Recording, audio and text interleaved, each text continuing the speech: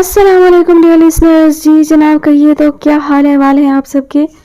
दुआ है, उम्मीद है आप सब बखैर आफियत होंगे। अल्हम्दुलिल्लाह मैं भी बिल्कुल खैरियत से हूँ। नावल की नेक्स्ट एपिसोड के साथ हाजिर हूँ। नावल की फरमाइश हमसे की है तारिक शेख ने। नावल का नाम है दिल दरिया समंदरों डोंगे।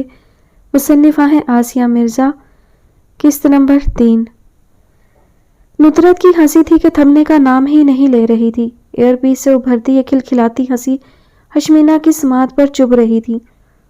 इसमें इतना हंसने की क्या बात है? वो चिढ़ गई।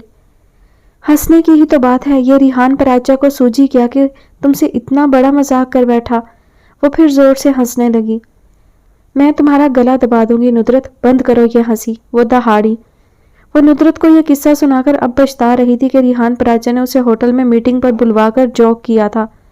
अब नुसरत की मतवातर हंसी उसे सुलगा रही थी। यार, तुमने रिहान पराचा का मुंह नहीं तोड़ दिया। तुम्हें तो मैं ऐसा ही समझती थी। वो उसकी नाराजगी पर अपनी हंसी को बमुश्किल रोकते हुए बोली। उसने मुझसे माजरत कर ली थी। वो रिसीवर थामे सोफे पर दराज हो गई। जे हो, रिहान पराचा की माजरत पर तुमने उसे माफ कर दिया। फर्ज करो अगर यह हरकत कोई और स्टूडेंट तुम्हारे साथ करता तब क्या तुम उसका सर ना फाड़ देती? क्या मतलब है तुम्हारा? महज उसकी पार्टी सेक्रेटरी हो इसलिए उसकी यह हरकत तुमने बर्दाश्त कर ली है। न जाने अब आगे क्या क्या बर्दाश्त करना पड़े। वो तंज से हंसी तो हशमीना के तन बदन में आग लग गई। उसकी पार्टी की सेक्रेटरी बनकर मैं बिक नहीं गई हूँ। तुम जानती हो आज तक किसी की हिम्मत नहीं पड़ी कि मुझसे गलत अंदाज में बात ही कर ले। और फिर मैंने कहा ना कि रिहान पराचा को अपनी इस हरकत पर अफसोस था शदीद। ठीक है बाबा, मान लिया। नुसरत ने उसे बहुत ज्यादा मुश्तिल देखकर खुद ही बात को रफा दफा करने की कोशिश की। वैसे हशमीना अबरार, एक बात बता दूं तुम्हें कि रिहान पराचा इस काबिल नहीं है कि तुम जैसी लड़की उसके लिए इतनी सरगर्म अमल हो जाए। अगर वो तुम्हारी मेहनतों पर जीत गया तो मुझे शदीद अफसोस होगा, क्योंकि वो इस जीत का कतई मुस्तहिक नहीं। और फिर उसका किरदार भी। किरदार यहाँ भला किसका किरदार मिसाली है? Who is the ideal person? उसने नुसरत का जुमला काट कर तड़क कर कहा तो नुसरत बर्दाश्ता बोली। अजमल खान है एक आइडियल इंसान, आइडियल लीडर। नुसरत की बात पर वो लम्हा भर चुप हो गई। उसकी निगाहों में चंद दिन पहले का वाकया घूम गया। वो ऊंचा लंबा पहाड़ी इंसान जो वाकई आइडियल पर्सन था, मगर उसके वास्ते से उसके जहन में कोई खुशगवार याद नहीं थी। उसने हमेशा उस पर तंज ही किया था और पार्टी के तवस्सुत से सिर्फ और सिर्फ उसकी जात को निशाना बनाया था। उसने लब भींच ली। उसकी आंखों में दो भूरी आंखें लहरा गईं। कहो, है ना आइडियल करेक्टर? नुसरत चहक कर बोली। हाँ, ये महज तुम्हारा कोई कल्बी जज्बा बोल रहा है। उसने भी नुसरत पर चोट करने का मौका जाया ना किया, लेकिन उसकी बात पर नुसरत खुलकर हंस पड़ी। नहीं यार, कोई कल्बी जज्बा नहीं है। तुम्हें तो पता है हम बीएससी ऑनर्स के बाद ससुराल सुधार जाएंगे। कौन से ससुराल? हशमीना हैरत से उछली। कब हो रही है तुम्हारी शादी? अच्छा, अनजान मत बनो। तुम्हें बताया तो था भाभी के इंजीनियर भाई वकास अहमद से। ओह हाँ, क्या मामला वाकई सीरियस है? मैं तो समझी ये भी तुम्हारी उन फजूल बातों का एक हिस्सा है। हशमीना पहली बार खुलकर हंस पड़ी। उसे भी नुसरत को चिढ़ाने का मौका मिल गया था। इंतहाई बदतमीज लड़की हो तुम। वो बुरा मान गई। अब मैं अपनी शादी में तुम्हें कतई नहीं बुलाऊंगी। ना बुलाना। मुझे तुम्हारे इंजीनियर वकास अहमद उर्फ विकी को देखने का शौक नहीं। उसने भी बरजस्ता कहा। अरे हाँ, अजमल खान अपनी वादी गया हुआ है आजकल। नुसरत फिर अजमल खान का जिक्र ले बैठी। तुम्हें पता है? हशमीना ने पूछा। नहीं, वो साफ अनजान बन गई। उसने नुसरत को बताना मुनासिब न समझा कि अजमल खान उसकी इकलौती मुमानी का भतीजा है। ख्वामखा नुसरत को फजूल बकवास का नादिर मौका मिल जाता। होगी वहां उसकी कोई मंगेतर वंगेतर है ना? मुझे क्या पता, उसने लापरवाही से कहा, हालांकि वो अच्छी तरह जानती थी कि अजमल खान उस बंधन से अभी तक आज़ाद है। वैसे ही अजमल खान बहुत गहरा इंसान है। अगर कोई मंगेतर वंगेतर ना भी हुई तो वो ज़रूर होगी। वो से तुम्हारी क्या मुराद है? हशमीना चौंकी। नुसरत जोर से हंस पड़ी। यार, कोई पहाड़ी दोशीदा उसकी राह तक रही होगी। आंखें फर्श राह किए, दीद की आस लिए, मन अंगना में ढेरों दिए जलाए उसकी मुंतजिर होगी। वो कहते कहते हंसने लगी, मगर न जाने क्यों हशमीना अबरार के लब कतई न मुस्कुरा सके। उसका दिल इतनी जोर से धड़का कि सारा जिस्म लर्ज उठा। सेहन के पर्दे पर भरपूर अंदाज में उसका सरापा आ ठहरा। जरूरी तो नहीं उसके वादी जाने का यही एक मकसद हो। उसके मुंह से अचानक ये जुमला फिसल पड़ा। वो खुद भी हैरान रह गई। उसका तो आज तक कोई रास्ता भी अजमल खान की तरफ नहीं जाता था। हाँ, जरूरी तो नहीं, मैं तो ऐसे ही मजाक कर रही हूँ और बिलफर्ज ऐसी बात हुई भी तो वो कौन सा ढंढोरा पीटता फिरेगा। नुदरत उसके दिल की बदलती हालत से बेखबर बोलती रही। मेरे ख्याल से अब यूनिवर्सिटी खुलने के आसार पैदा हो गए हैं, देखो क्या होता है। फिर नुदरत ने इधर उधर की कितनी ही बातें कर डाली और फोन रख दिया। मगर हशमीना अबरार के वजूद पर एक अजीब सी बेकली तारी हो गई थी। उसने सोचा नुदरत ने तो उससे ढेरों बातें की, हर मौजू पर, हर शख्स पर, मगर उसके जहन के पर्दों पर सिर्फ अजमल खान का चेहरा ही क्यों ठहर गया। उसके एहसासात की सारी हिस्सें सनसना कर रह गईं। वो फोन स्टैंड के पास से हट आई, पलटी तो बेख्तियार उसकी निगाह सामने चमकते कदे आदम आईने के सामने पड़ी। उसका हसीन अक्स उसी को तक रहा था। अनजान और अजनबी अंदाज में खुद उसका अक्स हैरान था कि आज उसकी सोचों की वादी में अजमल खान का सरापा क्यों लहरा रहा है। लाख जहन झटकने के बावजूद वो अक्स उतनी ही मजबूती से जमा हुआ है। वो खाली खाली नजरों से अपने अक्स को तकती हुई बालों में ब्रश फेरने लगी। यहाँ वहां बाल बिखर रहे थे, मगर उससे ज्यादा उसका जहन मुंतशिर हो रहा था। अचानक उसे यूं महसूस हुआ जैसे उसके अक्स के पीछे एक और हसीन अक्स उभरने लगा है। यह अक्स अजमल खान का था। दिलकश, पुरफसों, सजीली सजीली अंदर बाहर के उजालों से सरशार आंखें। उफ खुदाया, उसने घबरा कर आंखें मूंद ली और फिर जब दोबारा आंखें खोली तो वह अक्स गायब हो चुका था। उसका सारा चेहरा ठंडे कतरों से चमकने लगा। मेरे अल्लाह, मैं कहाँ खोई जा रही हूँ। ना आशना रास्ते मेरी मंजिल तो नहीं है। उसने आईने में एक नज़र अपने सरापा पर डाली और फिर ब्रश मेज पर पटक कर वहां से हट गई। क्या तुम्हारे अंदर भी ऐसे ही नाजुक जज्बे पलने लगे और तुम इन नाजुक एहसासात की असीर हो गई? नहीं नहीं। दिल की इस वहशत से घबराकर उसने जल्दी से एक मैगजीन उठा लिया और कमरे का दाखिली दरवाज़ा पूरा खोलकर खुद बेड पर नीम दराज हो गई और बाहर अम्मी और भाभी की बातों के शोर से अपने अंदर के शोर को कम करने लगी। लेकिन सोचों पर किसका इख्तियार होता है। मैगजीन हाथ में था और ख्यालात का परिंदा उड़ता ही चला जा रहा था। उसने मैगजीन रैक पर वापस पटक दिया और पलंग से उठ खड़ी हुई। दराज से गाड़ी की चाबी निकालकर बाहर निकल आई। जहन को तमाम परेशान और उलझी उलझी सोचों से छुटकारा देने के लिए तेज ड्राइविंग करके बेमकसद सड़कों पर घूमना उसका बेहतरीन मशगला था। लेकिन इस वक्त यह मशगला ज़रूरत बन गया था। वो अपने दिल को किसी भी कमज़ोर लम्हे, किसी नाजुक जज्बे के हिसार से हर मुमकिन तरीके से बचाने की ख्वाहिशमंद थी। गैर मारूफ सड़क पर वो अपनी ब्लैक शिराड भगाती रही। फुटपाथ पर लगे बड़े बड़े दरख्त तेजी से पीछे भागते रहे। अचानक उसने कुछ सोचकर गाड़ी का रुख बाजार की तरफ कर दिया।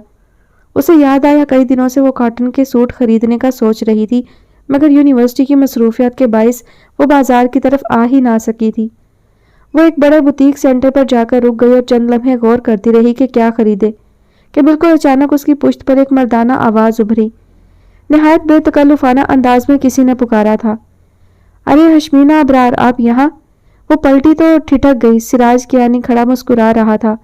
उसके पहलू में एक बेहद फैशनेबल लड़की खड़ी थी जो उसके लिए कतई अजनबी थी। उसकी आंखें बेख्तियार चमकी। तुम यहाँ? जी, बस शॉपिंग करना थी नईमा को। उसने एक मुस्कुराहट करीब खड़ी लड़की पर डाली तो वो भी खुलकर मुस्कुराई। आप भी शॉपिंग के लिए आई थी? वो पूछ रहा था, मगर हशमीना का दिमाग उस दिन यूनिवर्सिटी में की गई फायरिंग की तरफ चला गया जिसमें सिराज कियानी पेश पेश था। उसके दिमाग में झमाका सा हुआ। उसे सिराज कियानी की अच्छी तरह खबर लेनी थी। इर्द गिर्द के लोगों का ख्याल उसके जहन से एक लम्हे के लिए निकल गया। वो कहाँ खड़ी है, किस जगह है, वो भूल गई और अचानक इमोशनल हो गई। तुमने बुध वाले रोज फायरिंग की थी ना, अजमल खान के जलसे के दौरान? उस रोज से मैं तुम्हें ढूंढ रही हूँ। तुमने इतनी घटिया हरकत क्यों की थी? वो भड़क कर बोली तो सिराज कियानी इस अचानक और गैर मतवक्का हमले पर बौखला गया। मैं कब? बको मत, ज्यादा अनजान बनने की जरूरत नहीं। मैं यंग स्टूडेंट्स फेडरेशन की सेक्रेटरी होने के नाते तुम्हारी मेंबरशिप कैंसिल करके तुम्हें उस फेडरेशन से एक्सपेल कर सकती हूँ। मुझे इतना इख्तियार है। उसकी आवाज़ तेज हो गई। इधर से गुजरने वाले लोग हैरानी से उस शोला जवाला को देखने लगे। खुद सिराज कियानी सटपटा कर रह गया। उसके साथ आई हुई लड़की भी इस सिचुएशन पर मुतहय्यर रह गई। मिस हशमीना, आपको शदीद गलतफहमी हुई है। वो आहिस्तगी से पीछे हट गया और दो तरफा बनी दीवार से जा टिका। मुझे बेवकूफ़ बनाने की कोशिश मत करो सिराज। मैंने खुद तुम्हें शहजाद जमाल पर फायर करते देखा था। मैं चाहती तो उनके रिपोर्ट करवाने पर गवाह बनकर तुम्हारा नाम ले सकती थी, मगर सिर्फ हमारी फेडरेशन की इज्जत की खातिर इस इकदाम से बाज रही। वो कहर बरसाती नज़रों से उसे देखने लगी। پلیز، ہم مصروف فٹ پاتھ پر کھڑے ہیں۔ سراج کیانی نے جلدی سے اسے لوکیشن کا احساس دلایا۔ وہ بری طرح خجل ہو رہا تھا۔ لوگ اسے ایک لڑکی سے ڈانٹ کھاتا دیکھ کر نہ جانے کیا تاثر لے کر آ جا رہے تھے، اور سچ تو یہ تھا کہ اپنی چوری پکڑے جانے پر وہ کھسیا گیا تھا۔ اشمینہ کی طرف سے کیے گئے اس اچانک حملے نے اس کے اوسان خطا کر دیے تھے۔ بات بدلنے کی کوشش مت کرو، یہ بتاؤ تم نے کس کے ایما پر اتنی بڑی حرکت کی تھی؟ سراج کیانی، میں اپنی تقریر میں جس بات کے خلاف کہتی ہوں تم عملاً وہی کرتے ہو، وہ غصے سے بولی۔ اس کی حرکت نے اسے اجمل خان کے سامنے بے حد شرمندہ کیا تھا۔ شاید لاشعوری طور پر اس شرمندگی کے احساس نے اسے اتنا غضبناک کر دیا تھا۔ میں نے یہ حرکت ریحان پراچا کے ایما پر کی تھی، وہ اب سنبھل کر دھیرے سے بولا تو وہ حیران رہ گئی، پھر چلائی، نہیں تم جھوٹ بول رہے ہو۔ ریحان پراچا اس بات سے بے خبر ہے، وہ اس موقع پر موجود ہی نہیں تھا۔ بائی گاڈ، میں جھوٹ نہیں کہہ رہا۔ سراج کا لہجہ سچائی کی چغلی کھا رہا تھا۔ مجھ سے ریحان پراچا نے خود کہا تھا، اس وقت ہم دونوں آفس میں موجود تھے۔ اگر آپ کو یقین نہیں آتا تو خود ریحان سے بات کر لیں۔ کیا؟ اشمینہ ابرار سناٹے میں رہ گئی۔ اسے لگا جیسے سراج کیانی کا یہ انکشاف اس کے سر پر پتھر بن کے لگا ہو، تو گویا ریحان پراچا نے اس سے اتنا بڑا جھوٹ بولا۔ اسے اندھیرے میں رکھ کر سوچے سمجھے منصوبے کے تحت یہ ساری کارروائی کی گئی تھی۔ اس نے سر اٹھا کر سراج کیانی کو خالی نگاہوں سے دیکھا۔ اس کی نگاہیں قطعاً جھوٹ نہیں بول رہی تھیں۔ او گاڈ، تو اس کا مطلب ہے ریحان پراچا نے مجھ سے اتنا بڑا جھوٹ بولا۔ اس کا تن من جل اٹھا۔ وہ غصے سے پلٹی اور تیز تیز قدم اٹھاتی اپنی گاڑی کی طرف بڑھ گئی۔ سراج کیانی حیرت زدہ نظروں سے اسے دیکھتا رہا، پھر ہولے سے مسکرا دیا۔ تو اشمینہ ابرار، تم ابھی تک ریحان پراچا کی اصلیت سے ناواقف ہو؟ اس نے نعیمہ کی طرف دیکھا، پھر سر جھٹک کر اس کا ہاتھ پکڑا اور دکان کے اندر داخل ہو گیا۔ میرا فیصلہ غلط نہیں تھا زمان، تمہارے غلط رویے نے اسے غلط ثابت کر دیا ہے۔ کیا کمی ہے شاردا میں؟ کیوں تم اس کے ساتھ ایڈجسٹ نہیں ہو پاتے؟ اپنی بہن کا بھی خیال نہیں ہے تمہیں؟ امی کی آواز اس کے کمرے تک پہنچ رہی تھی۔ آج پھر وہ زمان بھائی سے الجھ رہی تھی۔ میں نے تو آپ کو پہلے ہی کہہ دیا تھا، میں شاردا کے ساتھ سمجھوتا نہیں کروں گا۔ زندگی مجھے گزارنی تھی امی، اور فیصلہ آپ اور پپا نے کیا۔ اب جو کچھ میں کر رہا ہوں اس کا اندازہ آپ کو اس وقت ہونا چاہیے تھا جب آپ نے میرے انکار پر بھی اپنے فیصلے کو عملی جامہ پہنایا تھا۔ زمان، امی کی تیز آواز کانپ گئی۔ میں ٹھیک کہہ رہا ہوں امی، آپ تو ماں تھیں، پھر ماہگل اور میرے لیے کیوں بہتر نہیں سوچا؟ کیا غلط کیا ہے میں نے؟ تم نا شکرے ہو۔ امی بھڑک اٹھی، ان کی آنکھوں میں غصے اور بے بسی کا رنگ سمٹ آیا تھا۔ انہیں ماہگل کی فکر کھائے جا رہی تھی۔ شاردا اور زمان کے روز روز کے جھگڑوں نے اس کی زندگی کو بھی جھگڑوں کی لپیٹ میں لے لیا تھا۔ انہیں آج بھی اپنے کیے گئے فیصلے پر پشیمانی نہیں تھی، البتہ زمان کے ناروا رویے پر شاکی ضرور تھیں۔ صرف صورت سب کچھ نہیں ہوتی امی، میری اس کے ساتھ ذہنی مطابقت نہیں ہو سکی ہے۔ وہ جو سوچتی ہے میرے وہم و گمان میں بھی نہیں ہوتا، اور میں جو کچھ کہتا ہوں اسے ناگوار گزرتا ہے۔ وہ میرے دل میں جگہ نہیں پا سکی ہے۔ زمان کا لہجہ بے حد کڑوا تھا۔ وہ صوفے سے اٹھ کر کمرے میں ٹہلنے لگا۔ امی نے اسے دیکھا، پھر دھیرے سے بولی، تم اپنے دل میں وسعت پیدا کر لو زمان، خود بخود ذہنی ہم آہنگی پیدا ہو جائے گی۔ ہاں، وسعت؟ زمان بھائی استہزائیہ انداز میں ہنسے۔ تم کیا کسی اور لڑکی کو پسند کرتے تھے؟ امی نے کچھ سوچ کر پوچھا تو زمان بھائی ایک لمحہ خاموش رہ گئے، پھر دھیرے سے رخ دریچے کی طرف موڑتے ہوئے بولے، ہاں کرتا تھا کبھی، مگر اب ایسی کوئی بات نہیں۔ اس لڑکی کا دھندلا سا تصور بھی میرے ذہن میں نہیں ہے۔ زمان بھائی کی بھاری آواز ماہگل کی سماعت پر برچھی کی طرح لگی۔ یہ کیسا مرد ہے جسے چاہا تھا کبھی، اب اس کا تصور بھی نہیں رہا، اور اب ایک بیوی کو معتبر درجہ دینے کے حق میں نہیں۔ ایسے مرد کے ساتھ کیسے کسی کی ذہنی ہم آہنگی ہو سکتی ہے جس کا دل اتنا تنگ ہو، جو محض اپنی خواہش، اپنی سوچ پر فریق ثانی کو گھسیٹنا چاہے؟ زمان، تم ماہگل کی خاطر ہی کچھ سوچو۔ امی کی آواز میں دکھ مترشح تھا۔ تم کیسے بھائی ہو کے بہن کے اجڑنے کا تماشا دیکھتے رہتے ہو؟ ایک ماں کے آنسوؤں کا بھی احساس نہیں؟ اپنی زندگی صرف اپنے لیے ہی وقف نہیں کر لیتے زمان؟ امی صوفے پر ڈھہ سی گئی۔ ماہگل کے غم نے انہیں اندر سے تھکا ڈالا تھا۔ میری سمجھ میں نہیں آتا امی کہ مسعود شاہ کیوں ماہگل سے انتقام لے رہا ہے۔ میرے اور شاردا کے معاملے میں ماہگل کو بیچ میں گھسیٹنا کہاں کا انصاف ہے؟ زمان بھائی کی آنکھوں میں غصہ امڈ آیا۔ انصاف کا نام مت لو زمان، تمہارے منہ سے انصاف کا لفظ جچتا نہیں۔ امی کے لبوں پر تلخ اور طنزیہ مسکراہٹ بکھر گئی۔ مسعود شاہ بہن کے اجڑنے کا تماشا یوں بیٹھ کر نہیں دیکھ سکتا۔ تمہاری طرح وہ خود غرض بن کر صرف اپنی دنیا میں مگن نہیں رہ سکتا۔ خاندان والوں کی باتیں اس کی غیرت کو جگاتی ہیں۔ امی یہ کہہ کر صوفے سے کھڑی ہو گئیں اور کمرے سے نکل گئیں۔ امی کے لفظ تیر بن کر زمان خان کے دل میں کھپ گئے۔ ایک عجیب سی کیفیت اس کی آنکھوں میں پھیل گئی۔ اس نے بے چینی سے پہلو بدلا اور پھر کمرے سے باہر نکل گیا۔ امی باورچی خانے کی طرف جا رہی تھی۔ اسے غصے سے نکلتا دیکھ کر ٹھٹکی وہ ان کے سامنے آ گیا۔ آپ نے مجھے بے غیرت ہونے کا طعنہ دیا ہے امی، میں آج ہی شاردا کو لے کر آتا ہوں، مگر وہ لب بھینچ کر ایک لمحہ رکا، پھر بددستور تلخ لہجے میں بولا، وہ اپنی دنیا میں رہے اور میرے معاملات سے بے نیاز رہے تو اس کے یہاں رہنے پر مجھے انکار نہیں ہوگا۔ یہ کہہ کر وہ پلٹ کر بڑے بڑے قدم اٹھاتا پورچ کی طرف بڑھ گیا۔ مہاگل کھڑکی کا پردہ ہٹائے زمان بھائی کو پورچ تک جاتا دیکھتی رہی۔ پھر امی کے مطمئن اور مسکراتے چہرے پر نگاہ پڑی تو کرب سے اس نے نچلا لب دانتوں میں دبا لیا، پھر ایک گہرا سانس سینے سے آزاد کیا۔ ایک بیوی کو اتنا بے اختیار رکھنا کہ وہ شوہر کے معاملات میں مداخلت کی مجاز نہ ہو، اس کے لیے کڑا امتحان ہی تو ہے۔ کوئی عورت اپنے مرد کی بے نیازی بے مروتی برداشت نہیں کر سکتی، چاہے وہ کتنی ہی ظالم ہو یا اس کی وسعت قلبی کے کتنے ہی ڈنکے بج چکے ہوں۔ اس کے دل پر ملال کی کثیف فضا چھا گئی۔ امی خوش تھی کہ شاردا بھابھی کے آ جانے سے ماہ گل بھی اپنے گھر کی ہو جائے گی، مسعود شاہ آ کر اسے لے جائے گا۔ ہاں، ان کا یہ خیال بھی غلط نہیں تھا۔ ماں ہونے کے ناطے ان کی طمانیت سے بھری مسکراہٹ بھی اپنی جگہ درست تھی۔ وہ اپنے تئیں کسی طرح بیٹی کو آسودہ دیکھنے کی مطمئنی تھی، مگر وہ کیا جانتی کہ یہ صرف پہلاوا تھا۔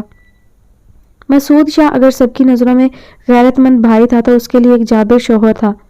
اس کی غیرت اور حمیت اس کے لیے عذاب جاں ہی رہی تھی۔ پھر کیسے وہ اس شخص کے ہمراہ جائے جو صرف اسے اس لیے خوش رکھتا تھا کہ اس کی بہن اپنے گھر میں خوش رہے۔ اس کی زندگی میں تو آسودگی کا شائبہ تک نہیں تھا۔ اس کی زندگی تو صرف چند ماہ خوشیوں کا گہوارہ رہی تھی۔ اب تو ان خوشیوں کا دھندلا سا عکس بھی ان آنکھوں میں نہیں رہا تھا۔ اس کے ماضی کے سمندر میں تو صرف دکھ اور بے ثمر خواہشوں کا خزانہ دفن تھا۔ اس کی آنکھوں میں بنجر ماحول سال بکھرے پڑے تھے اور حال کی کوئی تسلی بخش صورت نہ تھی۔ نہیں مسعود شاہ، تم لاکھ غیرت مند سہی کبھی میرے محبوب شوہر تھے، مگر میں نے اب تمہاری زندگی سے مکمل طور پر نکل جانے کا فیصلہ کر لیا ہے۔ یہ فیصلہ کر کے ماہ گل نے ایک عجیب سا دکھ اپنے وجود میں سرایت ہوتا محسوس کیا۔ بہرحال زندگی یوں بھی کانٹوں سے پر راستہ ہی تو ہے۔ وہ تو ہمیشہ نا آسودگی کے جال میں خود کو قید محسوس کرتی رہی تھی۔ اب اس جال کو کاٹ کر بھی اس کے سامنے کوئی روشن شاہراہ نہ تھی۔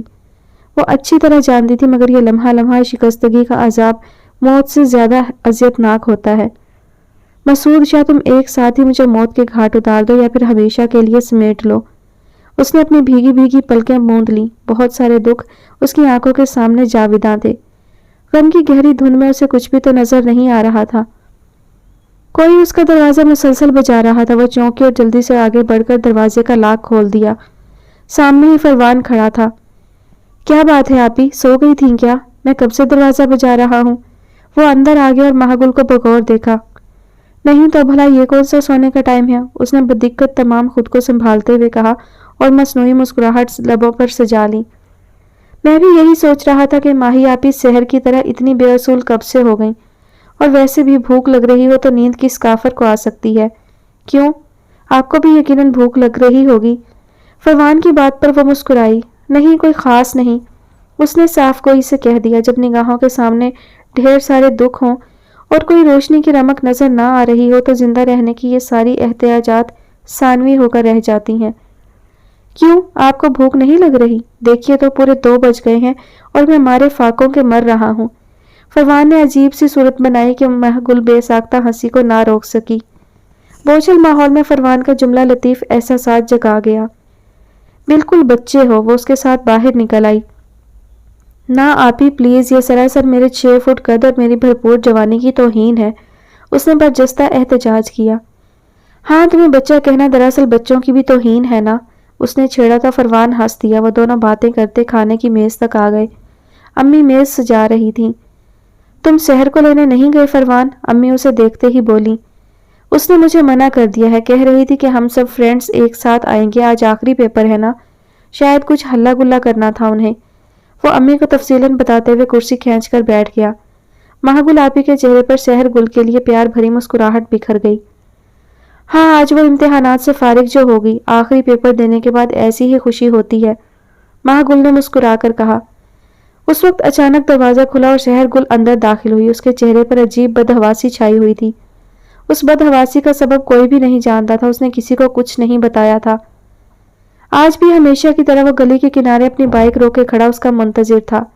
ब्लैक पैंट और पीली शर्ट में उसका हुलिया उस रवायती आशिक जैसा था जो न जाने कितनों की जिंदगियों में जहर घोल चुके होते हैं। उसका दम खुश्क होने लगा था। वो पूरे 1 माह से न जाने कहां से आकर गली के किनारे खड़ा रहता और शहरगुल जो ही कॉलेज बस से उतरकर गली में आती, वो स्कूटर से उतरकर स्कूटर धीरे धीरे घसीटता हुआ उसके पीछे चलने लगता। कभी कोई गाना गुनगुनाने लगता और कभी बहुत कुछ कहने की ख्वाहिश लिए उसके बेहद करीब से गुजरता, फिर ठिठकता, पलटता और उसे देखकर भरपूर अंदाज में मुस्कुराता। आज भी वो स्कूटर रोके खड़ा था। शहरगुल का दिल धक धक करने लगा था।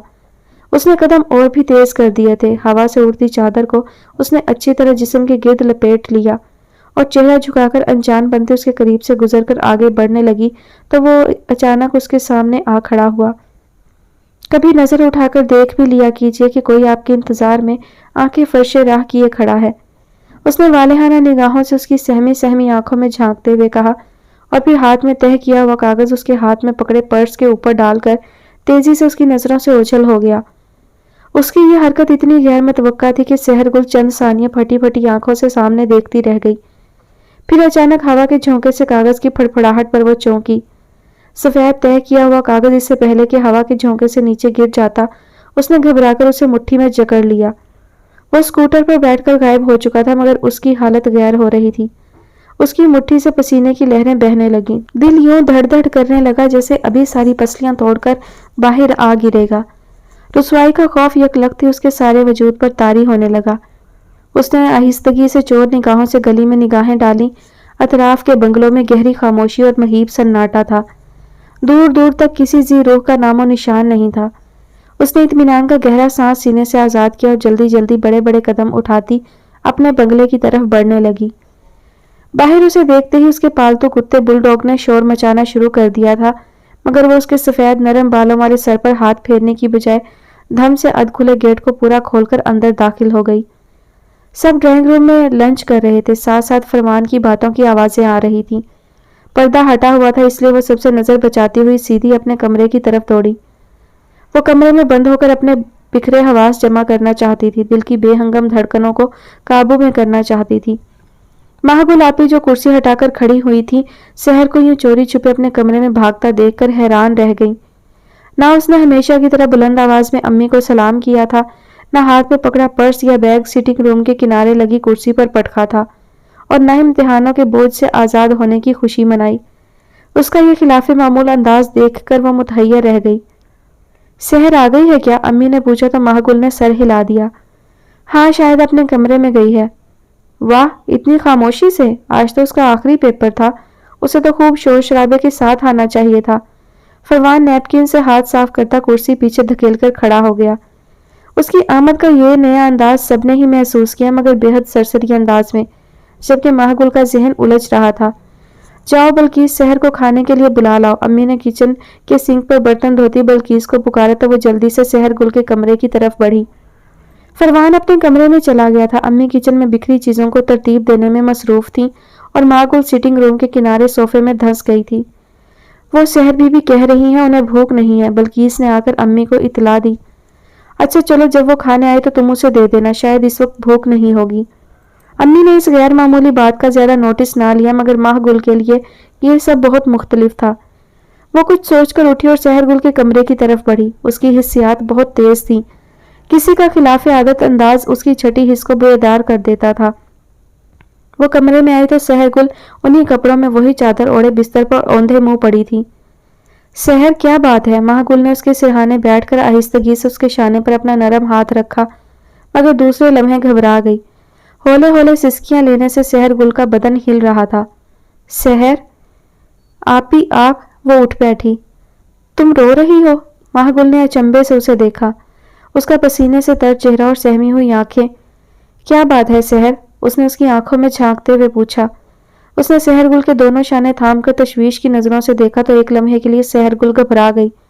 किसी खौफ ने उसका दिल अंदर से जकड़ लिया। फितरी शर्म और एक अनजाने खौफ ने उससे महागुल को सब कुछ बताने से गुरेज किया।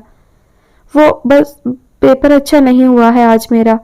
یہ کہتے ہوئے اس نے چہرہ جھکا لیا۔ ماہ گل کی بڑی بڑی سیاہ آنکھیں اس کے اندر جھانک رہی تھیں، اس کے سینے کی تہہ میں چھپے ایک خوف کو محسوس کر رہی تھی۔ پھر کیسے اس کی بات پر یقین کر لیتی؟ ہاں آپی، بس اس لیے مجھے رونا آ رہا تھا، ورنہ… جھوٹ مت بولو سحر، تمہاری معصومیت اور سچی باتیں ہی تو مجھے پسند ہیں۔ ماہ گل نے اس کا جملہ کاٹ دیا اور اس کا چہرہ اونچا کرتے ہوئے بولی، مجھ سے کچھ مت چھپاؤ سحر، بتا دو سب کچھ، میں تمہاری اچھی دوست بھی تو ہوں نا۔ شاباش۔ سحر گل نے کرب سے لب کاٹ لیے، شرم سے اس کا چہرہ تپنے لگا۔ آپی باخدا میں نہیں جانتی اس کو، وہ خود ہی بہت دنوں سے اسکوٹر پر گلی کے کنارے کھڑا رہتا ہے۔ اس کی آواز بھر آ گئی، آنکھوں سے جھڑی بہہ نکلی۔ میں نے کبھی غور سے نہیں دیکھا آپی، آج یہ خط اس نے میرے پرس کے اوپر پھینک دیا۔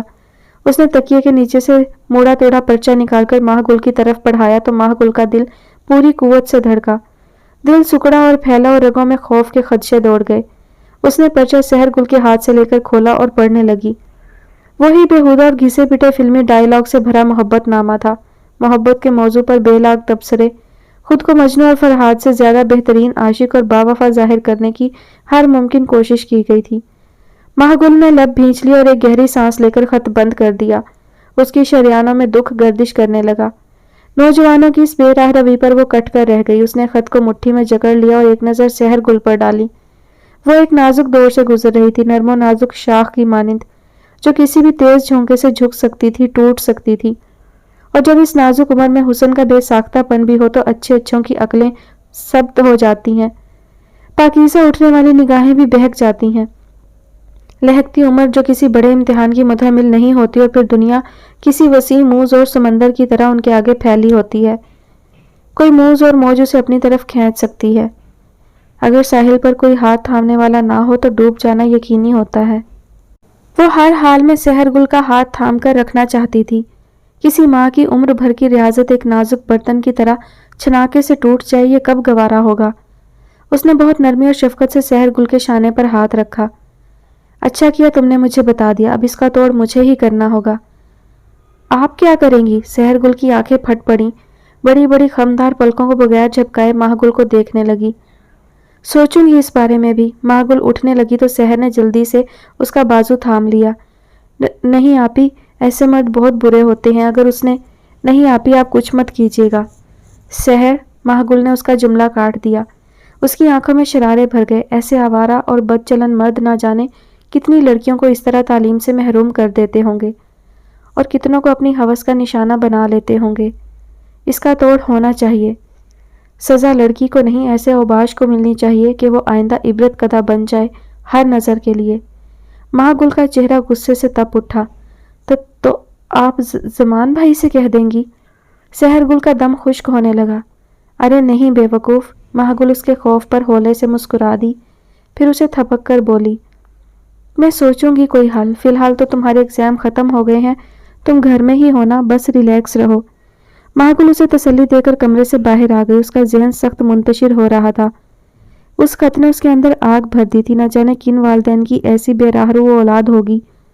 ملک کی روح کو زندگی بخشنے والے نوجوان ملک میں تیرگی پھیلا رہے ہیں۔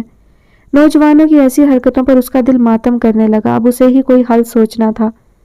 وہ اپنے گھر کی جانب بڑھتی رسوائی کے قدم وہیں روک دینا چاہتی تھی۔ اشمل خان گل بی بی سے مل کر واپس حویلی آیا تو احسن کا فون آ گیا۔ اس نے یونیورسٹی کھل جانے کی اطلاع دی تھی، چنانچہ وہ دوسرے دن ہی واپس شہر جانے کی تیاری کرنے لگا تھا۔ شاہ خانم کے پاس رات کے کھانے کے بعد آیا تو شاہ خانم نے منہ پھیر لیا۔ اس کے جانے پر وہ اس سے خفا تھیں، اس کا برملا اظہار کر دینا چاہتی تھیں۔ کیا ضرورت ہے تمہیں ہاسٹل میں رہنے کی؟ اتنے سال تو مجھ سے دور رہے ہو، یاد نہیں آتی میں؟ یہ بات نہیں ہے شاہ خانم، میں یکسوئی سے پڑھنا چاہتا ہوں، اور اب تو میرا آخری سال ہے، پھر تو مجھے تعمر حویلی میں ہی رہنا ہے۔ تم 1 سال کی بات کر رہے ہو، میں تو ابھی تمہارے جانے پر خفا ہوں۔ شاہ خانم نے اسے دیکھا، پھر اپنی مخصوص کرسی پر تن کے بیٹھ گئیں۔ تمہارے آنے سے اس حویلی میں کچھ رونق ہو گئی تھی۔ آپ کے پاس اشتارا ہے، پھر زولین بھی تو ہے۔ اشمل نے دانستہ زولین کا ذکر کیا تو شاہ خانم کا چہرہ تن گیا۔ زولین کا نام مت لو میرے سامنے، انہوں نے اشمل خان کو بری طرح جھڑک دیا، مگر اشمل ان کی ڈانٹ پر خاموشی اختیار کرنے کی بجائے ان کے سامنے تن کر کھڑا ہو گیا۔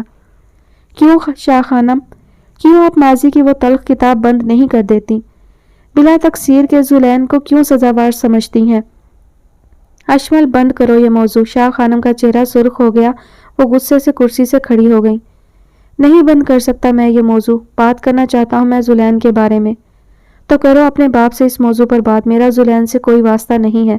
شاہ خانم نے نخوت سے لب بھینچ لیے اور دھم دھم کرتی کمرے سے باہر نکل گئی۔ اشمل غصے سے مٹھیاں بھینچتا الجھ کر شاہ خانم کو جاتے دیکھ رہا تھا۔ اشتارا جو کنارے کھڑی ماں اور بیٹے کی یہ تلخ کلامی سن رہی تھی، اشمل کے قریب چلی آئی۔ جاتے جاتے آپ کو شاہ خانم سے تلخ نہیں ہونا چاہیے تھا لالا۔ کسی تلخ بات کو بھلانے اور نفرت کو ختم کرنے کے لیے اتنے ماہ و سال کافی ہوتے ہیں۔ اشمل نے اسے دیکھا، اس کی ستارہ آنکھیں بجھی ہوئی تھی اور ان میں دکھ گردش کر رہا تھا۔ نفرتوں کے یہ دروازے اگر بند ہو سکتے تو میں ہی سب سے پہلے آگے بڑھتی۔ یہ زلین سے نفرت میرے دل میں تیر کی طرح پیوست ہوتی ہے۔ اشتارا کے لب کانپ گئے۔ اشمل بری طرح چونکا اور چند لمحے اس کا جھکا ہوا سر اسی انداز میں رہ گیا۔ وہ عجیب نگاہوں سے اشتارا کو تکنے لگا۔ اشتارا کہیں تم زلین سے… اشمل نے دانستہ جملہ ادھورا چھوڑ دیا اور اشتارا بری طرح گھبرا گئی۔ یہ اشمل لالا کے سامنے اس نے کیا کہہ دیا؟ کہیں اس کی آنکھیں، اس کا چہرہ وہ راز دشت اسبام تو نہیں کر رہا جس کو وہ امانت کی طرح چھپاتی رہی تھی؟ اس نے جلدی سے پلکیں جھکا دی اور قدم دروازے کی طرف بڑھا دیے۔ اشتارا، اشمل نے اسے پکارا تھا۔ وہ رک گئی اور پلٹ کر بولی، پلیز اشمل لالا کوئی سوال مت پوچھئے، میں کسی جواب کی متحمل نہیں ہو سکتی۔ اس کا لہجہ ملتجیانہ تھا۔ وہ رکی نہیں اور قدم اٹھاتی کمرے سے باہر نکل گئی۔ اشمل خان تحیر کے عالم میں گھر کر رہ گیا۔ اشتارا کی آنکھوں میں مہکتے زلین کے نام کے رنگ بہت واضح تھے۔ وہ لاکھ لبوں پر قفل لگائے رکھ رہی تھی مگر آج اس نے اس کی آنکھوں میں لکھی وہ تحریر پڑھ لی تھی۔ وہ چند ثانیے سن سا رہ گیا، پھر کرب سے لب بھینچ لیے۔ نہ جانے کیوں ہم جانے بوجھے صاف راستوں کو چھوڑ کر پرپیچ راستے کا ہی انتخاب کرتے ہیں۔ پابندیوں کی زنجیریں جتنی مضبوط ہوتی ہیں، بغاوتوں کے علم اتنے ہی بلند ہوتے جاتے ہیں۔ وہ اپنی ساری حیرانیاں، ساری سوچیں اپنے ذہن و دل سے جھٹک کر کمرے کی طرف بڑھ گیا۔ دوسرے دن ہی وہ شہر چلا گیا۔ شاہ خانم سے اپنی کج خلقی کی ڈھیروں معافیاں مانگ گیا تھا اور اب بہت جلد آنے کا وعدہ کر گیا تھا۔ اشتارا کو لگا جیسے وہ اپنے ہمراہ یہ دمکتا رنگ اور روز و شب کی ساری رونقیں سمیٹ کر لے گیا ہو اور ایک گردش لیل و نہار چھوڑ گیا ہو۔ وہ سخت بے کل ہو گئی تھی۔ ایسے میں وہ لان میں ٹہلتے ٹہلتے زلین خان کی انیکسی کی طرف آ گئی۔ زلین خان اس وقت انیکسی میں موجود نہیں تھا مگر اس کا دروازہ نیم وا تھا۔ وہ آہستگی سے دروازہ کھول کر اندر داخل ہو گئی۔ صاف ستھری انیکسی میں گہرا سکوت تھا مگر ایک عجیب سی مدھر خوشبو بکھری ہوئی تھی جس سے وہ مانوس نہ تھی۔ وہ جب بھی انیکسی میں آتی عجیب سے احساسات اسے گھیر لیتے۔ کبھی بہت کچھ کھونے کا غم حاوی ہو جاتا تو کبھی سب کچھ پا لینے کا عزم نو ہوتا۔ نئے اور انوکھے جذبے پھر بیدار ہونے لگتے اور اس کے ساتھ ڈھیر سارا کرب روح میں سمٹ آتا۔ اس نے کمرے کا دروازہ کھول کر باہر جھانکا تو حیران رہ گئی۔ خاردار جھاڑیوں اور مہیب سناٹے سے سجا لان کا پچھلا حصہ اس کے سامنے تھا۔ عجیب ویرانی اور الجھی الجھی شاخوں کی سوکھی ٹہنیاں اور درختوں سے گرے ہزاروں خشک پتے ایک نامہربان گوشے میں جمع تھے۔ اس نے پیلی گھاس اور اجاڑ سے اس صحرا جیسے باغ کو دیکھا۔ ایسا لگتا تھا جیسے بہاروں نے ادھر کا کبھی رخ ہی نہیں کیا ہے۔ ایسا لگا جیسے زلین خان کے دل پر بھی ایسے ہی خزاں آلود موسم نے بسیرا کر لیا ہے۔ یک لخت اس نے گھبرا کر دریچے کے دونوں پٹ بند کر دیے۔ اس کے دل میں نامانوس سی وحشت چھانے لگی۔ دلوں کی ویرانی اور اندھیرے کم کرنے کی صحیح کے لیے انسان اجالے اور مسرتوں کی جانب بھاگتا ہے اور تم… اس نے تصور میں زلین کو مخاطب کیا، اپنے اندر مزید اداسیاں ویرانیاں سمیٹ رہے ہو۔ یہ اجاڑ اجاڑ منظر تو زندگی کی رنگینیوں کو ڈھونڈنے میں رکاوٹ بنتے ہیں۔ اس نے جلدی سے دریچے کا بولٹ چڑھا دیا، یوں جیسے اب یہ کبھی نہیں کھلے گا۔ اچانک گھڑی کے الارم نے اسے چونکا دیا۔ وہ گھبرا گئی اور جلدی سے پلٹ کر داخلی دروازے کی جانب بڑھی مگر پھر ٹھٹک گئی۔ سرسری اٹھتی نگاہ ریک پر پڑے اپنے زرد رومال کی طرف اٹھی جو سلیقے سے طے کیا ہوا رکھا تھا۔ اپنا رومال یہاں دیکھ کر اسے حیرانی کا شدید جھٹکا لگا۔ یہ رومال وہ اکثر اپنے سنہری بالوں میں لگایا کرتی تھی، پھر یہ رومال اسے کہیں نظر نہ آیا اور آج اس کو یہاں ایک ظالم نامہربان شخص کے کمرے میں اتنی حفاظت سے طے کیا ہوا دیکھ کر حیرانی کا غلبہ فطری عمل تھا۔ وہ تیزی سے ریک کے قریب آئی اور اپنا رومال اٹھا لیا مگر پھر اس کے نیچے سیاہ مخملی جلد والی ڈائری دیکھ کر اس کی آنکھیں پھیل گئیں۔ نہ جانے کیوں اسے محسوس ہوا جیسے یہ ڈائری بہت اہم ہو اور اسے بہت ہی حفاظت سے رکھا گیا ہے۔ مگر ایک ایسا شخص جو زندگی کی لطافت اور نازک احساسات سے کوئی واسطہ نہ رکھتا ہو جس نے ہمیشہ حسن و عشق کے دریچوں میں جھانکنے سے گریز کیا ہو، اس کے پاس اس کی گنجائش ہی کہاں کہ وہ کوئی نازک احساسات ڈائری میں قلم بند کرے۔ اس نے ذوالعین خان کی سرد مہر وجود اور نگاہوں کو لا کر سوچا، مگر اس کے باوجود دل کے اندر یہ خواہش مچلی کہ وہ یہ ڈائری کھول کر دیکھے کہ جو شخص ایک گہرے سمندر کی طرح تھا، کسی سربستہ راز کی طرح شاید اس کی زندگی کے کچھ ورق اس کے سامنے کھل جائیں۔ اس نے بے حد آہستگی سے اپنے نرم ہاتھوں سے وہ گداز مخملی ڈائری اٹھا لی اور دھیرے سے کھول لی۔ وہ ڈائری اس کے سامنے کھلی پڑی تھی، جس کے پہلے صفحے پر ایک دمکتی نظم اس کی خوبصورت ہینڈ رائٹنگ میں تحریر تھی۔ تیسری آہٹ سلگتی دوپہر کو ایک پل میں شام کرتی ہے، اترتی ہے سواد ہجر میں کچھ اس طرح جیسے صدائے آشنا کوئی، گھنے گہرے اندھیرے جنگلوں کی بے یقینی میں روشنی کا کام کرتی ہے۔ مگر اب یہ خوبصورت آہٹ کئی دنوں سے میری سماعتوں میں رس کھولنے نہیں آئی۔ شاید اشتارہ خان نے میری بے اعتنائی اور کج خلقی سے سہم کر اپنے قدم پیچھے ہٹا لیے ہیں۔ میری سرد مہری نے اس کے نازک دل پر بہت کاری وار کیے ہیں، مگر اس کی ستارہ آنکھیں میرے دل کے اندر پلتے شوریدہ جذبوں کو دیکھ ہی نہیں پاتی۔ مگر نہیں، قصور اس کا کہاں ہے؟ میں نے اپنے جذبوں پر سرد مہری اور بے اعتنائی کے اتنے دبیز پردے لگا رکھے ہیں، مگر اب ایسا لگتا ہے جیسے وہ سارے پردے دھیرے دھیرے اٹھ رہے ہیں۔ میں ہار گیا اشتارہ خان کی لامتناہی چاہت کے سامنے اور معصوم محبت کے آگے، مگر اس بار کوئی ملال، کوئی پچھتاوا نہیں ہے۔ اشتارہ ان انکشافات کی موج اور لہروں میں چکرا کر رہ گئی۔ یہ ذوالعین خان کی تحریر تھی، جس نے اپنے دلی جذبات کھول کر اس میں بکھیر دیے تھے۔ اس نے الٹ پلٹ کر بے یقینی سے دیکھا تو آگے لکھا تھا، اشتارہ، جو میرے لیے زندگی سے بھرپور نام ہے، اور ایسا طمانیت انگیز نام جس کی خوشبو میرے اندر باہر اجالے بکھیر دیتی ہے۔ میں وہ شام نہیں بھولا جب وہ آبشار کے قریب پتھر پر بیٹھی چھوٹے چھوٹے پھولوں کو عجیب بے چینی سے ایک ایک کر کے نوچے جا رہی تھی۔ پھر اچانک اس نے درج دیدہ نگاہوں سے میری طرف دیکھا تو ان نشیلی آنکھوں کا فسوں میرے اندر شعاعیں سی بھر گیا۔ اس کی ملکوتی آنکھوں کی روشنی میرے دل کے در و دیوار میں پھیل گئی اور مجھے لگا جیسے میرے چاروں طرف اجالا ہی اجالا ہو گیا ہو۔ اس سے آگے اس سے کچھ نہ پڑھا گیا۔ ایک ایک لفظ اس کی رگوں میں زندگی کا نیا رس کھولنے لگا۔ یہ انکشاف اس کے اندر مسرت انگیز احساس بھرتا گیا۔ مارے خوشی کے اس کا دل یوں دھڑکنے لگا جیسے ابھی ساری پسلیاں توڑ کر باہر آ نکلے گا۔ جب غم کے علاوہ میں امیدیں بجھنے لگی ہوں اور آنکھوں میں درد کے بوجھل سے گرداب پڑنے لگے ہوں، اب آرزوؤں کی شمع گل ہونے لگیں اور خوابوں کے پھول مرجھانے لگیں، تو اچانک قافلہ باد صبا کہیں سے آ نکلے۔ تاریک شب کو کاٹ کر روشن ستارہ چمکنے لگے تو قاتل رات کا بے اسم جادو ٹوٹ جانے کی بدمست خوشی جو نہال کر دے، آج اسے حاصل ہو گئی تھی۔ ایک بہت بڑا راز اس پر آشکار ہو گیا تھا، ایک سربستہ راز جسے پا لینے کی بہکی بہکی خوشی نے اسے مسرور کر دیا۔ اس کے لیے اتنا بہت کچھ تھا، وہ تو اپنی وسیع سمندر جیسی محبت کے بدلے میں ایک قطرے کی خواہاں تھی۔ اتنی ڈھیر ساری محبت نے تو اس کے پیاسے دل کو سیراب کر دیا تھا۔ اس انکشاف کے سامنے تو اسے اپنی محبت بھی ہیچ نظر آنے لگی۔ اس نے ڈائری اپنے کانپتے ہاتھوں سے ریک پر رکھ دیا۔ اچانک اسے اپنے قریب کسی ذی روح کی موجودگی کا احساس ہوا۔ اس نے سر اٹھا کر دیکھا تو ذوالعین خان بے حد اطمینان سے اسے ہی تک رہا تھا۔ میں بھی کتنا پاگل ہوں، بھلا دل کی باتیں بھی صفحات پر رقم کرنی چاہیے۔ اس نے جھک کر ریک پر رکھی ڈائری اٹھا لی۔ کیا ذوالعین خان، یہ سچ ہے؟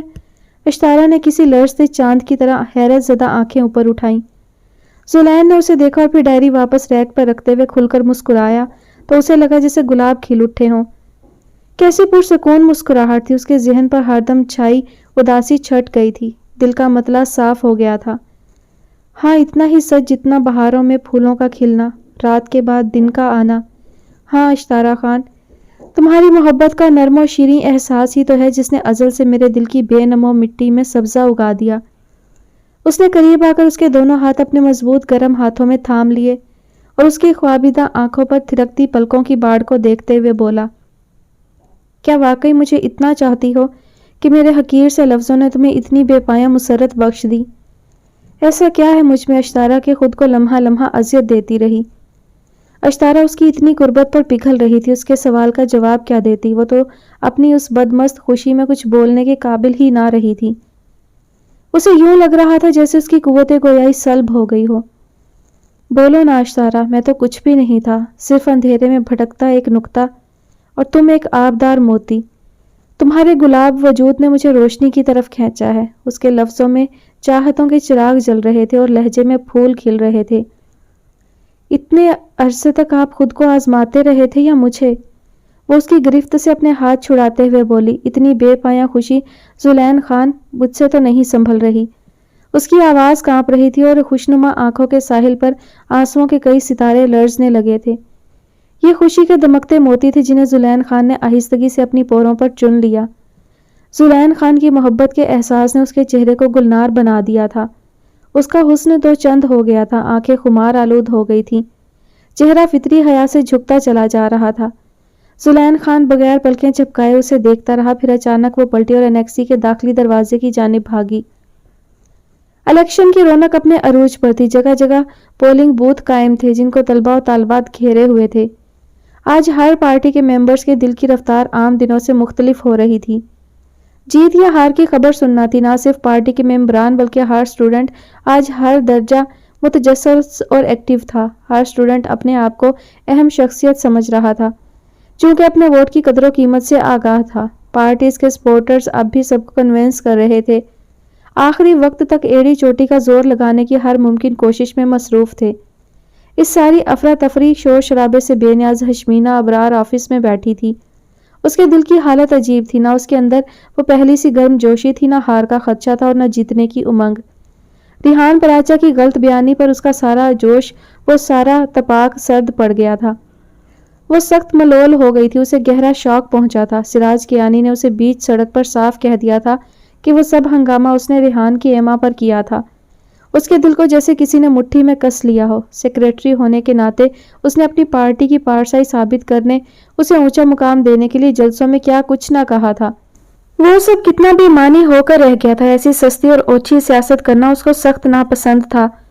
اس نے اپنی پارٹی کی ساکھ مضبوط کرنے کے لیے انتھک محنت کی تھی۔ مخالف پارٹی کے لیڈر اشمل خان کے طنز سہے تھے۔ محض ریحان پراچا کی خاطر اس کو یونین کا صدر بنانے کے لیے اس نے ساری کلفتیں برداشت کیں، مگر ریحان پراچا کی ذات کا یہ پرت آج اس کے سامنے کھلا تو وہ دنگ رہ گئی۔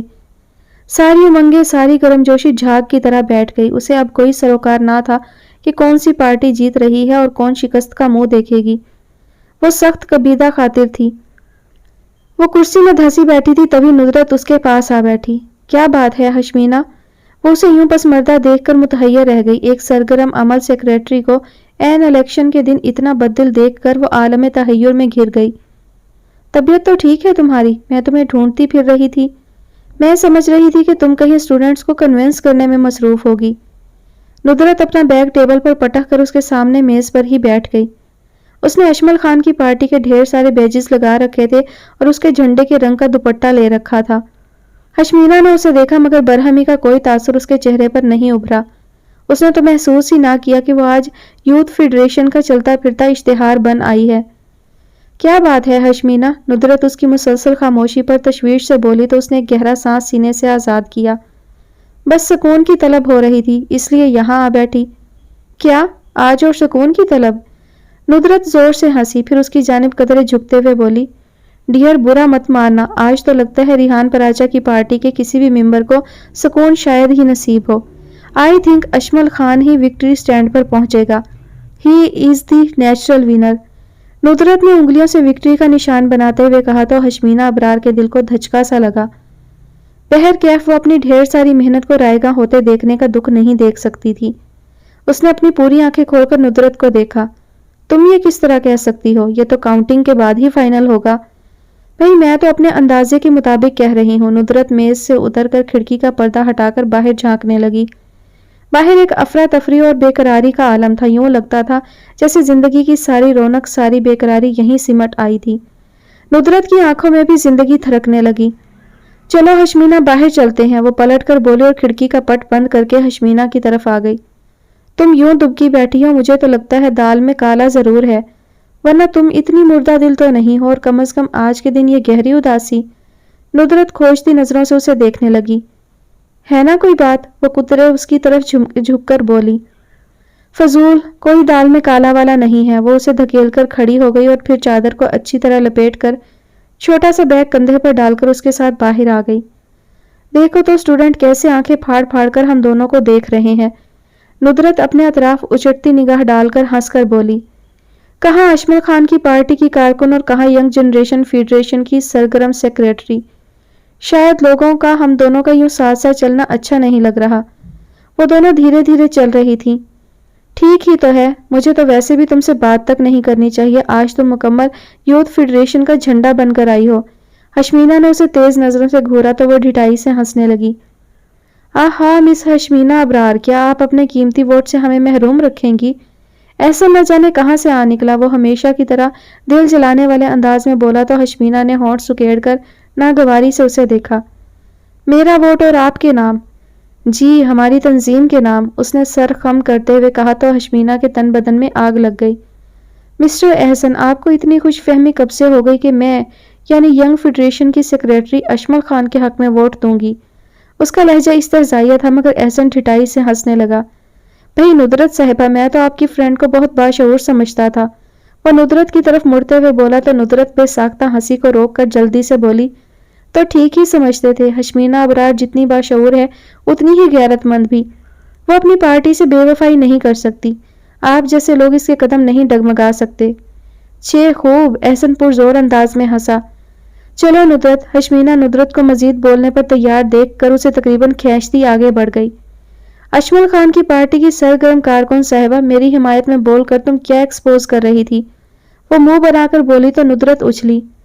हाँ, क्या मतलब तुम्हारा? जाहिर है तुम मेरी हिमायत ही तो कतई नहीं हो, वरना अपना वोट मेरे हक में ही देती। उफ, मैं तुम्हें कैसे समझाऊं? नुदरत की आंखों में उलझन उतर आई। वो सर पकड़कर बेबसी से उसकी तरफ देखने लगी, फिर संजीदगी से बोली। देखो हशमीना, दोस्ती और रिश्ते नाते अपनी जगह बहुत अहमियत रखते हैं, मगर वोटर पर एक बहुत भारी जिम्मेदारी होती है जो उसे मुकम्मल गैर जानिबदार होकर निभाना होती है। मैं जानते बूझते एक ऐसे शख्स के हक में वोट कैसे दे दूं जो स्टूडेंट्स के मसाइल के हल में मुखलिस नहीं है, महज मुफाद परस्ती और शो ऑफ के लिए इलेक्शन में खड़ा हुआ है। रिहान पराचा के बारे में तुम इतना नहीं जानती जितना मैं जानती हूँ। नुदरत ये कहकर उसके चेहरे की तरफ देखने लगी जहाँ उलझन के आसार पैदा हो गए थे। वह नुदरत की इस बात को झुठलाने की बजाय उसकी सिमत देखते हुए कुछ सोचकर बोली। अजमल खान कितना मुखलिस है इसका अंदाजा तुम्हें किस तरह है? वो लाइब्रेरी के कुशादा शफाफ जीने पर बैठ गई। एक वोटर होने के नाते मैं दोनों में से बेहतर अजमल खान को समझती हूँ। बज़ाहिर उसका किरदार साफ रहा है, और फिर मैं अजमल खान के मुखलिस होने का दावा तो नहीं कर रही हूँ। मैं नहीं जानती कि वो स्टूडेंट्स के लिए कितना ईमानदार है, मगर वो एक लम्हा रुकी, फिर उसके करीब जीने पर बैठ गई। कुछ भी है, उसका मंशूर हकीकत पसंदाना है और अभी तक उसने जलसे में जो कुछ कहा है उस पर अमल भी किया है। फिर रिहान पराचा की तरफ से फैलाई गई वो बदअमनी किसी भी अमन पसंद तालिब इल्म से छुपी नहीं है। उसने आखिरी जुमला तंजिया अंदाज में कहकर हशमीना को देखा। हशमीना ने लब भींच लिया। वो वाक़या खुद उसके जहन को भी झंझोड़े दे रहा था। हशमीना अबरार, रिहान पराचा ने तुम्हें इतना चकाचौंध वाला बड़ा ओहदा देकर दरअसल तुम्हें उलझन में डाल दिया है। तुम महज अब बेवफाई से गुरेजा हो, वरना तो तुम्हारे लिए भी यंग फेडरेशन में कोई चार्म नहीं है। Shut up. उसने नुदरत को तीखी नजरों से देखा। मैं कतन किसी उलझन में गिरफ्तार नहीं हूं। उसने जल्दी से इस तराब पर खफगी का पर्दा डाल दिया और नुदरत को तेवरी चढ़ाकर देखने लगी। वो अपनी कमजोरी या परेशानी नुदरत पर जाहिर नहीं करना चाहती थी। तुम सबके बारे में बेतुके अंदाजा लगाने में बहुत माहिर हो गई हो। वो बरहमी से उसे देखती खड़ी हो गई। तो क्या वाकई तुम रिहान पराचा को अजमल खान से बेहतर समझती हो? नुदरत उसकी कलाई पकड़कर उसकी आंखों में झांकने लगी। हशमीना का चेहरा यकलख्त किसी एहसास के तहत तप उठा। उसने अपनी पलकें उठाकर नुदरत को देखा, कैसे दिल जलाने वाले अंदाज से उसे देख रही थी। मैं सूरत की बात नहीं कर रही, नुदरत ने वजाहत की, फिर जोर से हंस पड़ी। तुम अजमल खान को मेरी चिड़ बना रही हो। हशमीना उसके हाथ से अपनी कलाई छुड़ाते हुए तुंद लहजे में बोली और रुख फेर लिया। न जाने क्यों नुदरत की आंखों में मचलती शरारत ने उसे नर्वस कर दिया था। उसे लगा जैसे वो उसके अंदर कहीं झांक रही है और शायद वो जज्बे ढूंढने की कोशिश कर रही है जो अजमल खान के नाम के साथ उसके दिल के साहिल पर मचल रहे हैं। एक अजीब हैजान खेज एहसास उसे अपनी गिरफ्त में लेने लगा। नुदरत भरपूर अंदाज में हंसते हुए उठ खड़ी हुई। चिड़, خوب کہی تم نے بھی. اگر اس چڑ کی جگہ کوئی اچھا سا دوسرا جملہ لگا دوں میں تو. لگتا ہے تمہارے پاس فضول باتوں کا خاصا سٹاک جمع ہے. میں نے ابھی تک ووٹ نہیں دیا. حشمینہ اسے تیکھی نظروں سے دیکھتی بولے اور زینہ اتر کر آگے بڑھ گئی. حشمینہ ابرار، تم جیسی پاگل اور معصوم لڑکی میں نے آج تک نہیں دیکھی. میری باتوں کی اہمیت تمہیں ایک دن ضرور محسوس ہوگی. محض انا کا مسئلہ بنا لیا ہے تم نے، ورنہ تو اشمل خان نے تمہیں بہت نہ سہی کچھ امپریس ضرور کیا ہے. ندرت ہنستی ہوئی بولی، مگر حشمینہ سنی انسنی کر کے آگے بڑھ گئی. گدھی لڑکی. ندرت پیر پٹک کر اسے جاتا دیکھتی رہی، پھر خود دوسری طرف جانے لگی. جو وقت سرکتا گیا اسٹوڈنٹس کے دلوں میں عجیب عجیب احساسات جاگنے لگے. ہار یا جیت کس کا مقدر بنتی ہے، ایک اشتیاق سب کی آنکھوں میں پھیل گیا تھا. حشمینہ کا بجھا ہوا دل بھی بیدار ہونے لگا. بہرکیف اس نے اپنی فیڈریشن کے لیے سر توڑ محنت کی تھی. ایک ایک لمحہ اپنی تنظیم کا پرچم بلند کرنے کے لیے صرف کیا تھا. اب نتائج کی ساتھ قریب تھی تو وہ کیسے غافل رہ سکتی تھی. بالآخر انتظار کی نامہربان ساعتیں بھی ڈھل گئیں. کوئی 5 بجے کے قریب نتائج کا اعلان ہوا اور اشمل خان خلزئی بھاری اکثریت سے فاتح قرار دیا گیا. یونیورسٹی میں ایک شور ہنگامہ بپا ہو گیا جو چار دیواری کو ہلائے دے رہا تھا. اشمل خان کی فتح پر مسکراتے چہرے اور کھنکتے قہقہوں نے جیسے آسمان سر پر اٹھا لیا تھا. یار اشمل، یہ اتنی بڑی خوشی مجھے تو سنبھالنی مشکل ہو رہی ہے. تم دیوانے کیوں نہیں ہوئے؟ احسن اس کے مسرور اور مطمئن چہرے پر نگاہ ڈال کر مسرت سے مغلوب لہجے میں بولا تو وہ ہنس پڑا. آج اس کی ہنسی میں سارے جہاں کی شادابی اور شگفتگی کھلی ہوئی تھی. صد شکر کہ مجھے اپنے جذبات پر کنٹرول ہے. دیوانہ بن گیا تو میرا وجود سب کے لیے بیکار ہی ہوگا. اس نے کرسی سے اٹھ کر احسن کی پیٹھ تھپکی. تم بھی دیوانگی کو پرے ہی رہنے دو مائی ڈیئر فرینڈ. ابھی ہمیں بہت کچھ کرنا ہے، سب کی توقعات پر پورا اترنا ہے. اور جس دن ہم واقعی کچھ کر دکھائیں گے اور سب کی توقعات پر پورا اتریں گے، دراصل وہی دن ہماری فتح کا ہوگا.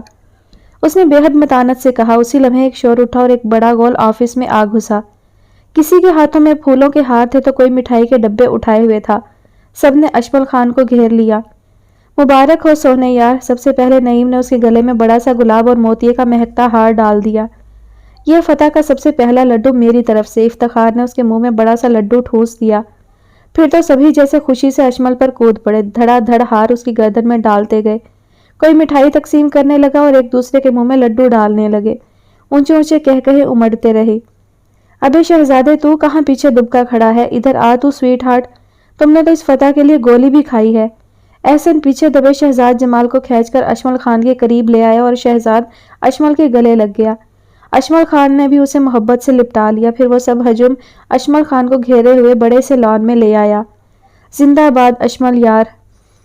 ایسا زبردست نعروں کا گلگلہ اٹھا کہ کان پڑی آواز سنائی نہیں دے رہی تھی. اتنے شور ہنگامے میں اشمل خان کو اپنا آپ سنبھالنا مشکل ہو رہا تھا. وہ ان سب کے نرگے میں مسکراتا سب کی مبارکباد وصول کر رہا تھا. اس کے ساتھ چلتا احسن بھی سخت متوحش تھا. یار کہیں کچلے ہی نہ جائیں. اسے اپنی جان کے لالے پڑتے محسوس ہوئے. نعیم کھلکھلا کر ہنس پڑا. تم اتنی آسانی سے نہیں مرو گے پیارے. 100 کو کچل کر ہی مرو گے. ہاں تمہیں تو سب سے پہلے کچلوں گا. احسن نے اسے گھورا. اشمل کو لان میں بنے بڑے سے سٹیج پر چڑھا دیا گیا. وہ ڈائس پر ہاتھ مار کر اس شور و گل کو روکنے کی کوشش کرنے لگا.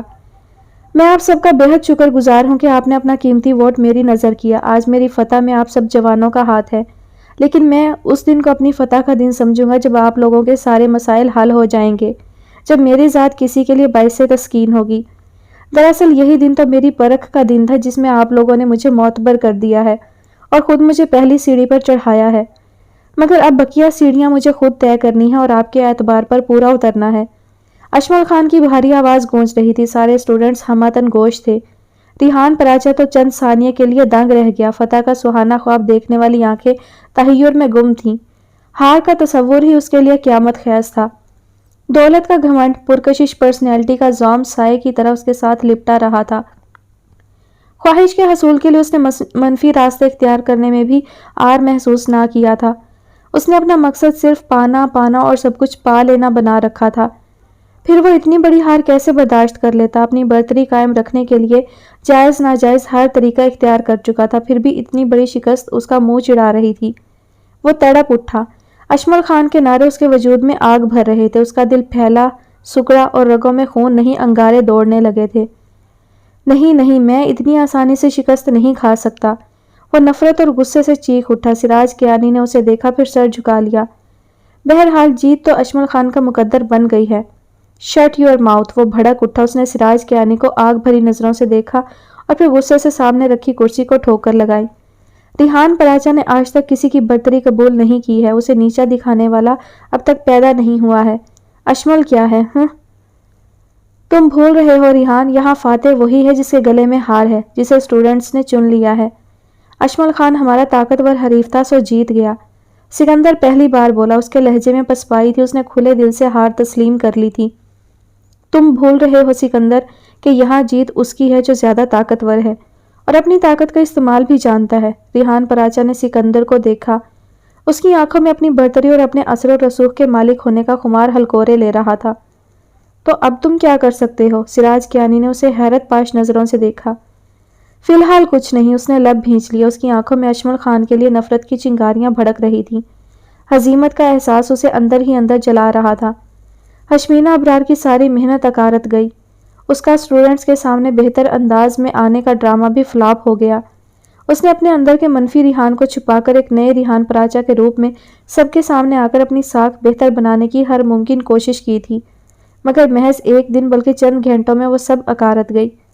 उसे लगा जैसे लोग बाहर उस पर हंस रहे होंगे, उसका मजाक उड़ा रहे होंगे, उसकी नाकामी पर लंबे लंबे और मुजाहिया फिक्रे चुस्त कर रहे होंगे। अजमल खान। उसने नफरत से अपने हाथों की मुट्ठियां भींच लीं। उसके लफ्ज उसकी समात पर हथौड़े की तरह बरस रहे थे। सिर्फ वही था जिसने उसे इस फतह से दूर कर दिया, उसकी बर्तरी के एहसास को खाक में मिला दिया था। उस शिकस्त का एहसास उसे उकसा रहा था। बाहर फतह का जश्न मनाया जा रहा था। रिहान पराचा को वोट देने वाले भी कई स्टूडेंट्स अब इस खूबसूरत जश्न में पेश पेश थे। चढ़ते सूरज के पुजारी के मसदाक वो बढ़ चढ़कर अजमल खान को मुबारकबाद दे रहे थे। जैसे जैसे अजमल खान के नारे लग रहे थे, हशमीना अबरार को तो लग रहा था जैसे सारा आसमान उस पर आ गिरा हो और उसकी रूह दबकर ना सिसक सकती हो और ना खुलकर कहकहे लगा सकती हो। वो इस खुशी मनाते अनबो कसीर में शामिल होकर खुद भी मुसरत का जाम पी सकती थी, ना रिहान पराचा की शिकस्त पर उसके साथ बैठकर दहाड़े मारकर रो सकती थी। उसे लगा जैसे उसका वजूद अमीर गहराइयों में उतरता चला जा रहा हो, ऐसी फिजाओं में जहां कुछ भी नहीं था, जहां सिर्फ दिलदोज तारीकी थी। हार का गहरा दुख और अपनी मेहनत के अब्स जाने का कर्ब। उसका दिल उदासी में घिरकर रह गया और रूह जैसे गमों अंदोह में दबकर रह गई। आंखें बेख्तियार छलक आईं। उसे अजमल खान के जीतने का इतना दुख नहीं था जितना अपनी बेगर्ज और बेलौस मेहनतों के अब्स जाने का दुख था। उसे रिहान पराचा के हारने का गम नहीं था, अपनी सुबकी का एहसास मारे दे रहा था। हाय, इतनी जिल्लत तो मैंने आज तक कभी नहीं उठाई। उसका दिल लहू लहू हो रहा था।